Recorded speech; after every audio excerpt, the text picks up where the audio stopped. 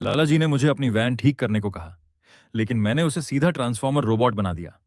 पड़ोस की कमला आंटी ने अपनी तिपहिया गाड़ी में नई बैटरी लगाने को कहा, तो मैंने उल्टा उसमें न्यूक्लियर पावर डिवाइस लगा दिया, जिससे पूरी गली के बाइक चलाने वाले लड़के रोने लग गए। वजह बस इतनी थी कि मेरे पास एक अजेय मॉडिफिकेशन सिस्टम था। जो भी गाड़ी मेरे हाथ से गुजरती, वो बिना किसी अपवाद के दुनिया की सबसे जबरदस्त गाड़ी बन जाती। मैं तो चुपचाप अपना काम करके आगे बढ़ना चाहता था, लेकिन किस्मत को कुछ और ही मंजूर था। मैंने पड़ोस के शर्मा अंकल की दुर्घटनाग्रस्त बाइक ठीक की, और उसने जाकर 100 टन वजन वाली चीज को उड़ा दिया। एक ही रात में मेरी दुकान के बाहर लंबी लाइन लग गई। यहां तक कि कृषि अनुसंधान संस्थान वाले भी मेरे पास आ गए और पूछने लगे कि क्या मैं उनके खास विमान को भी ठीक कर सकता हूं। उस समय मैं दुकान में मशीन से छेड़छाड़ कर रहा था कि तभी बगल वाले शर्मा अंकल अपनी मोटरसाइकिल घसीटते हुए अंदर आए। रोहित, जरा इस गाड़ी को देख ले बेटा, छोटा सा एक्सीडेंट हो गया था, अब ये ठीक हो सकती है क्या? मैंने उनकी बाइक पर नजर डाली और मेरे होंठ फड़क गए। पूरी बाइक में एक भी हिस्सा सही हालत में नहीं था। हालत ऐसी थी कि हॉर्न छोड़कर बाकी सब कुछ आवाज कर रहा था।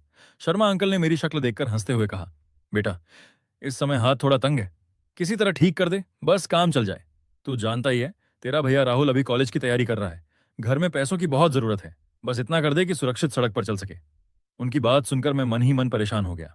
राहुल भैया तो 5 साल से दोबारा परीक्षा दे रहे थे और अभी तक एक ढंग का कॉलेज भी नहीं निकाल पाए थे। लेकिन शर्मा अंकल की उम्मीद भरी आंखें देखकर मैंने चुपचाप सांस भरी, बाइक को ध्यान से देखा और कहा, ठीक है अंकल, मैं देखता हूं। मेरे यहां कहते ही शर्मा अंकल ऐसे जल्दी से निकल गए जैसे डर हो कि मैं कहीं अपना फैसला ना बदल दूं। मैंने बेबस होकर सिर हिलाया, सिस्टम खोला और सामने खड़ी बाइक को लॉक कर लिया। स्क्रीन पर 95% डैमेज देखकर फिर से झटका लगा। लेकिन शर्मा अंकल की बात याद करके मैंने मॉडिफिकेशन टारगेट में सेफ्टी परफॉर्मेंस बढ़ाव डाला और मॉडिफिकेशन फीस 500 रुपये सेट कर दी। कुछ ही देर में सिस्टम ने प्लान तैयार कर दिया और मैं बिना देर किए औजार उठाकर काम में जुट गया। 7 घंटे बाद जब मैंने सामने खड़ी बिल्कुल नई जैसी दिखने वाली बाइक को देखा, तो दिल गर्व से भर गया। पूरी बॉडी खास मटेरियल से बनाई गई थी, जिसकी मजबूती चरम पर पहुंच चुकी थी। सबसे खास बात, इसमें मालिक के लिए एक सेफ्टी शील्ड सिस्टम लगाया गया था, जो सुरक्षा को पूरी तरह मैक्सिमम कर देता था। अगले दिन सुबह मैंने दुकान खोली ही थी कि शर्मा अंकल आ पहुंचे। मैंने बाहर खड़ी बाइक की तरफ इशारा करके कहा, अंकल, ये रही आपकी बाइक, कैसी लगी? शर्मा अंकल ने एक नजर डाली और वहीं के वहीं जड़ हो गए। कभी दाएं देखते, कभी बाएं, कभी ऊपर तो कभी नीचे। आखिर में उन्होंने चाबी निकालकर स्टार्ट किया। तब जाकर यकीन हुआ कि यह सच में उनकी ही बाइक है। रोहित, तेरे हाथों में तो जादू है। मेरी मान, तेरे पापा को यह दुकान बहुत पहले तुझे सौंप देनी चाहिए थी। मैं बस हंस दिया और बात टालते हुए उंगलियों से 8 का इशारा किया। अंकल, 800 रुपये ज्यादा तो नहीं है ना?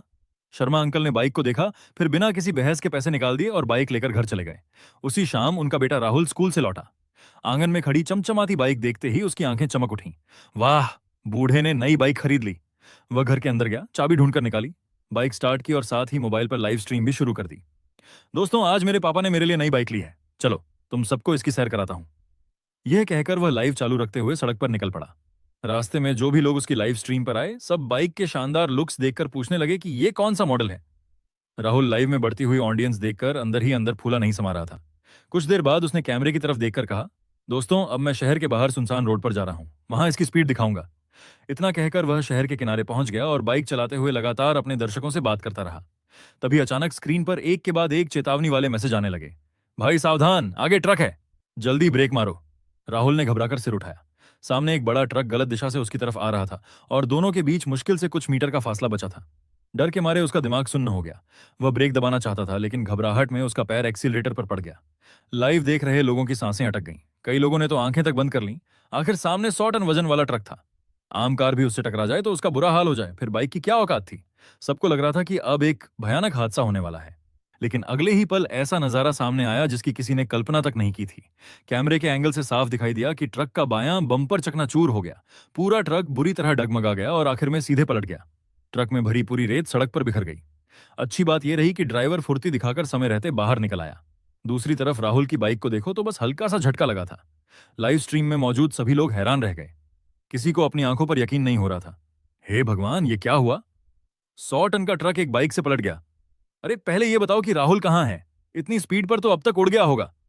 कुछ लोग तो श्रद्धांजलि वाले मैसेज तक भेजने लगे। तभी राहुल को होश आया। टक्कर के वक्त उसे लगा था कि अब उसकी कहानी खत्म है, लेकिन उसी समय बाइक के मीटर के पास से कार के एयरबैग जैसा एक सिस्टम बाहर निकला था। उसने न सिर्फ टक्कर का झटका खत्म कर दिया, बल्कि राहुल को सीट पर मजबूती से पकड़ भी लिया था।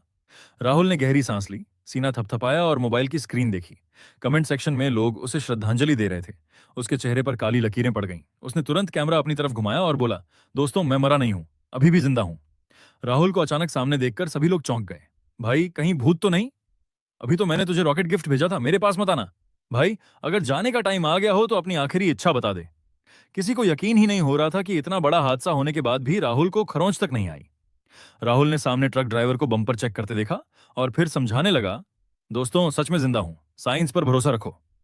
काफी देर समझाने के बाद लोगों ने उसकी बात मान तो ली, लेकिन नया सवाल खड़ा हो गया। ठीक है, तू बच गया, लेकिन ट्रक पलट कैसे गया? और तुझे कुछ हुआ क्यों नहीं? राहुल खुद भी उलझन में था। सिर खुजलाते हुए बोला, शायद ये बाइक ही बहुत जबरदस्त है, इसके अलावा मेरे पास कोई जवाब नहीं है। इतना कहकर उसने बाइक की तरफ देखा और फिर पूरी तरह दंग रह गया। बाइक का अगला हिस्सा बिल्कुल सही सलामत था, यहां तक कि हेडलाइट पर भी एक खरोंच नहीं थी। उसे अपनी आंखों पर यकीन नहीं हुआ। उसने तुरंत कैमरा बाइक की तरफ घुमाकर पूरी गाड़ी दिखाई। लाइव देखने वाले लोग भी सन्न रह गए। नहीं, ये हो ही नहीं सकता। ट्रक से टक्कर के बाद भी एक डेंट तक नहीं। भाई कहीं ये सब प्रमोशन तो नहीं? चलो लिंक डालो, मैं अभी खरीदता हूं। राहुल अभी कुछ और समझाने ही वाला था कि तभी दूर से गालियां देता हुआ ट्रक ड्राइवर वहां पहुंच गया। चलाना आता भी है या नहीं? देख मेरी गाड़ी का क्या हाल कर दिया, आज तुझे पैसे देने ही पड़ेंगे। राहुल का गुस्सा तुरंत भड़क गया। गलती सामने वाले की थी, क्योंकि वही गलत दिशा में आ रहा था और ऊपर से वही पैसे मांग रहा था। दोनों के बीच बहस शुरू हो गई। सड़क से गुजरने वाले लोग भी तमाशा देखने के लिए रुक गए। आखिर बाइक का ट्रक को पलट देना कोई रोज की बात तो थी नहीं। जब मामला बढ़ने लगा तो कुछ लोगों ने पुलिस को फोन कर दिया। थोड़ी देर बाद ट्रैफिक पुलिस की टीम वहां पहुंच गई। पुलिस पहुंचते ही ट्रक ड्राइवर दौड़कर उनके पास गया और पहले ही शिकायत शुरू कर दी। साहब, इस लड़के ने तेज रफ्तार में बाइक चलाकर मेरी गाड़ी में टक्कर मार दी। देखिए, मेरा बम्पर तक तोड़ दिया। मैं तो ट्रक चलाकर किसी तरह घर चलाता हूं, आप ही इंसाफ कीजिए। बोलते वक्त उसने ऐसा चेहरा बना लिया जैसे वही सबसे बड़ा पीड़ित हो। असल में टक्कर के ठीक पहले वह ट्रक को सही लेन में ले आया था और उस सड़क पर कोई सीसीटीवी कैमरा भी नहीं था। उसे लगा कि अगर दोष राहुल पर डाल दे तो कुछ नुकसान की भरपाई हो जाएगी। लेकिन ट्रैफिक इंस्पेक्टर विजय सिंह उसकी बात सुनकर ही उलझ गए। बाइक ट्रक को पलट दे, ये बात खुद में ही अजीब थी। उधर राहुल को लगा कि शायद पुलिस वाले ट्रक ड्राइवर की बात मान रहे हैं। उसने तुरंत मोबाइल उठाकर कहा, साहब गलती मेरी नहीं है, मेरे पास सबूत है। इतना कहकर उसने लाइव बंद किया और रिकॉर्डिंग का रिप्ले खोल दिया। विजय सिंह ने वीडियो देखा और खुद हैरान रह गए। सचमुच बाइक ने ट्रक को पलट दिया था। उन्होंने कई बार बाइक के चक्कर लगाए और हैरत से उसे देखते रहे। फिर ट्रक ड्राइवर की तरफ मुड़कर बोले, सोचा कैमरा नहीं है तो कुछ भी बोल दोगे? सड़क पर पड़े टायरों के निशान भी दिख रहे हैं। क्या तुम्हें लगता है हम सब अंधे हैं? ट्रक ड्राइवर चुपचाप सिर झुकाकर खड़ा रह गया। यह देखकर राहुल खुश होकर बोला, साहब तो अब मैं जा सकता हूं ना? अगर देर हो गई तो पापा बहुत मारेंगे। विजय सिंह ने मोबाइल वापस करते हुए कहा, गलती तुम्हारी नहीं थी, लेकिन बाइक चलाते हुए मोबाइल पर लाइव करना खतरनाक ड्राइविंग है। अपनी जान के साथ मजाक मत करो। इस बार किस्मत अच्छी थी, अगली बार ऐसा मत करना, 200 रुपए का चालान कटेगा। राहुल ने बेबस होकर सिर झुका लिया। सारी कार्रवाई पूरी करके जब वह घर पहुंचा तब रात हो चुकी थी और जैसा उसने सोचा था उसे अच्छी खासी डांट और मार पड़ी। इसी दौरान इंटरनेट पर बाइक ने 100 टन के ट्रक को पलटा नाम की खबर तेजी से वायरल हो गई। लेकिन ज्यादातर लोगों को इस पर यकीन नहीं हुआ।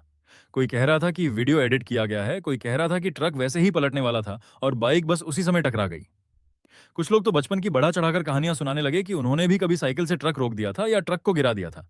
धीरे धीरे पूरी चर्चा मजाक में बदल गई और ज्यादातर लोग इसे सिर्फ एक वायरल चुटकुला मानने लगे। लेकिन समुद्र के बीच बने एक निजी द्वीप पर बैठा एक अमीर लड़का इस खबर को बहुत ध्यान से देख रहा था। सुनहरे कपड़े और सोने जैसे चमकते जूते पहने उस युवक की आंखें चमक उठीं। उसने अपने मैनेजर से कहा, पता लगाओ ये बाइक कहां से मॉडिफाई हुई है, मुझे अभी चाहिए। दूसरी तरफ मुझे इंटरनेट पर चल रही इन बातों का बिल्कुल पता नहीं था। मैं अपनी खाली पड़ी दुकान में बैठा ऊब रहा था। सोचा था कि लाला जी के बाहर रहने के दौरान कुछ अच्छी कमाई कर लूंगा। लेकिन 2 दिन में सिर्फ शर्मा अंकल वाला एक ही काम मिला था। मैं सोच ही रहा था कि अचानक दुकान के बाहर एक चमचमाती गाड़ी आकर रुकी। उसमें से सुनहरे कपड़ों में एक लड़का उतरा। उसने दुकान में कदम रखा और चारों तरफ ऐसे देखने लगा जैसे यहां आने का उसे अफसोस हो। फिर मेरी तरफ देखकर बोला, तुम रोहित हो ना? मेरा नाम कुबेर है, तुम मुझे कुबेर साहब कह सकते हो। सुना है राहुल की बाइक तुमने मॉडिफाई की थी, मेरे पास भी एक बाइक है, उसे बदलवाना है। मैंने ग्राहक देखकर तुरंत मुस्कुराते हुए उसका स्वागत किया। कुबेर साहब आप बस बताइए क्या चाहिए, मैं हर तरह की गाड़ी मॉडिफाई कर सकता हूँ। कुबेर साहब ने संतुष्ट होकर हल्की मुस्कान दी और बाहर की तरफ इशारा किया। तुरंत 2 बॉडीगार्ड एक बाइक धकेलते हुए अंदर लेकर आए। बाइक देखते ही मेरी आंखें चमक उठीं। ये एक रेसिंग ग्रेड सुपर बाइक थी। साफ लग रहा था कि वो बाइक ठीक करवाने नहीं, अपनी दौलत दिखाने आए थे। मेरी हैरानी देखकर कुबेर साहब मुस्कुराए और बोले, मैं तुम्हें 1 लाख रुपए एडवांस देता हूं। मेरी सिर्फ एक ही शर्त है, स्पीड जितनी बढ़ा सको उतनी बढ़ाओ। अगर रिजल्ट पसंद आया तो ऊपर से और पैसे भी दूंगा। यह कहकर उन्होंने मैनेजर को कार्ड देने का इशारा किया और बड़े स्टाइल में चश्मा लगाकर बाहर निकल गए। मैं काफी देर तक वहीं खड़ा रह गया। 1 लाख रुपए एडवांस? क्या अमीर लोग ऐसे ही पैसे उड़ाते हैं? तभी उनके मैनेजर ने मुस्कुराते हुए कार्ड मेरी तरफ बढ़ाया और बोला, रोहित जी, मैंने साहब को इतने खुश बहुत कम देखा है, बस बाइक ऐसी बनाइए कि वो निराश ना हो। मैंने जल्दी से भुगतान लिया और उनके जाने के बाद बार बार बैलेंस चेक करने लगा। इतने पैसे देखकर दिल मचल उठा। लगा कि सिर्फ कमाने से क्या फायदा, थोड़ा खुद पर भी खर्च करना चाहिए। मैं सीधा सेकंड हैंड कार मार्केट गया और 10,000 रुपये में एक पुरानी कार खरीद लाया। दुकान लौटकर मैंने सिस्टम से अपनी कार को लॉक किया। स्क्रीन पर 83% डैमेज दिखा। उत्साह में मैंने मॉडिफिकेशन टारगेट में ट्रांसफॉर्मर रोबोट लिख दिया, लेकिन सिस्टम ने लाल चेतावनी दिखाते हुए कहा कि मौजूदा लेवल पर यह संभव नहीं है और पहले सिस्टम को लेवल 4 तक अपग्रेड करना होगा। मैंने निराश होकर टारगेट बदलकर जल, थल और हवा में चलने वाली कार कर दिया। इस बार सिस्टम ने मंजूरी दे दी। फीस के तौर पर मैंने 95,000 रुपये डाल दिए। आखिर ये मेरी पहली अपनी गाड़ी थी। कुबेर साहब के दिए एडवांस में से 10,000 कार पर खर्च हो चुके थे और 95,000 मॉडिफिकेशन में चले गए। बाकी पैसे उनकी बाइक को स्पीड मॉन्स्टर बनाने के लिए काफी थे। जल्द ही सिस्टम ने दोनों गाड़ियों के लिए प्लान तैयार कर दिया। मेरी कार का काम काफी बड़ा था, इसलिए मैंने पहले कुबेर साहब की बाइक पर काम शुरू किया। सिस्टम ने दिखाया कि बाइक लगभग नई थी, सिर्फ 0.1% डैमेज। मैंने टारगेट डाला, जितनी ज्यादा स्पीड हो सके। काफी सोचने के बाद मॉडिफिकेशन फीस 3,000 रुपये तय की। आखिर कुछ मुनाफा भी तो कमाना था। प्लान आते ही मैं औजार लेकर काम में जुट गया और शाम होने से पहले बाइक तैयार कर दी। मैंने तुरंत कुबेर साहब को फोन किया। कुछ ही देर बाद उनकी गाड़ी दुकान के बाहर आकर रुकी। अंदर आते ही उनकी नजर उस सुनहरी चमकती बाइक पर पड़ी और उनकी आंखें खुशी से भर गईं। पूरी बाइक सोने जैसी चमक रही थी और उसका डिजाइन किसी भविष्य की मशीन जैसा लग रहा था। सबसे खास बात, इसमें आम बाइक की तरह दो पहिए नहीं थे, बल्कि एक विशाल बिना स्पोक वाला पहिया पूरी बाइक को संभाल रहा था। उसका लुक इतना दमदार था कि किसी भी इंसान का सपना लग रहा था। काफी देर देखने के बाद कुबेर साहब मेरी तरफ मुड़े और बोले, भाई कमाल कर दिया, बताओ कितने पैसे हुए। मैंने झिझकते हुए कहा, 2 लाख रुपए। सच कहूं तो मुझे खुद भरोसा नहीं था, क्योंकि खर्च तो सिर्फ 3,000 ही हुए थे। लेकिन कुबेर साहब ने बिना एक पल गंवाए कहा, ठीक है, कार्ड स्वाइप करो। मुझे तुरंत एहसास हुआ कि मैंने शायद कम पैसे मांगे हैं। फिर भी मैंने उन्हें याद दिलाया, साहब एक बार बाइक चलाकर देख तो लीजिए। उन्होंने हाथ हिलाते हुए कहा, मुझे तुम पर भरोसा है। फिर वही स्टाइलिश मुस्कान दी, चश्मा लगाया और चले गए। बाइक अपने निजी द्वीप पर पहुंचते ही उन्होंने उसे टेस्ट ट्रैक पर उतार दिया। स्पीड तेजी से बढ़ने लगी। 232, 283, 320, फिर 374, 455, 520 और लगातार ऊपर जाती रही।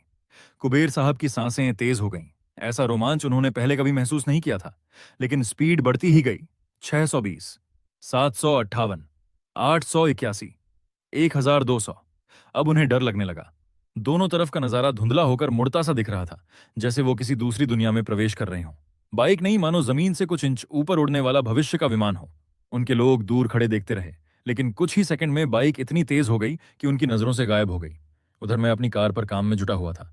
मैंने सोचा कि इसे सड़क पर भी चलाना है, इसलिए सिस्टम द्वारा सुझाया गया चमकदार बाहरी डिजाइन हटा दिया और सिर्फ अंदरूनी बदलाव किए।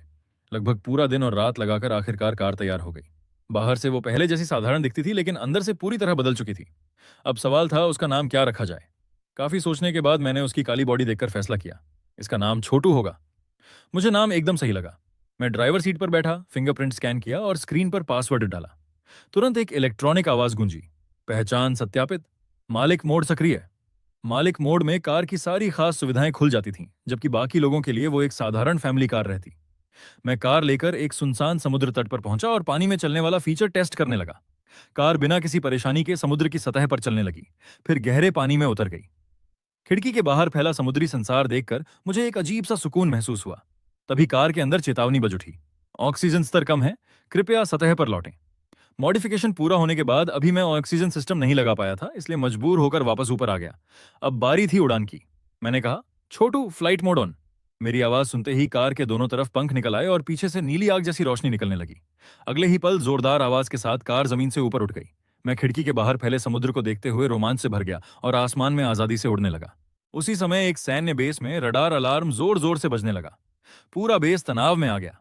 मेजर वर्मा और कर्नल चौहान रडार स्क्रीन को घूरते हुए बोले, फौरन रक्षा अनुसंधान केंद्र और बाकी रिसर्च संस्थानों से संपर्क करो। पूछो क्या उन्होंने बिना सूचना दिए कोई नया उपकरण टेस्ट के लिए उड़ाया है। एक जवान ने सभी जगह संपर्क करने के बाद गंभीर चेहरे से जवाब दिया, सर पुष्टि हो गई है, किसी भी संस्थान में कोई टेस्ट फ्लाइट नहीं चल रही।